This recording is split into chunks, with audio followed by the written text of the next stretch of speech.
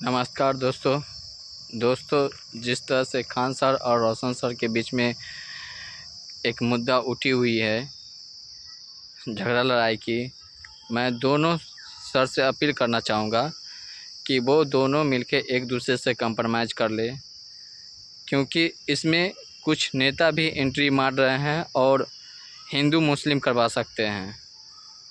कोई जात के नाम पे करवा सकते हैं, कोई धर्म के नाम पे करवा सकते हैं।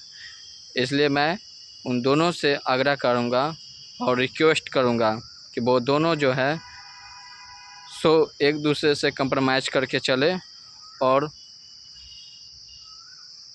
बिहार को एक खुशहाली की तरह अपनी प्रकाश को उजागर करें, क्योंकि एक टीचर जब तक जलेगी नहीं, दूसरे के घर में रोशनी नहीं पहुंचेगी।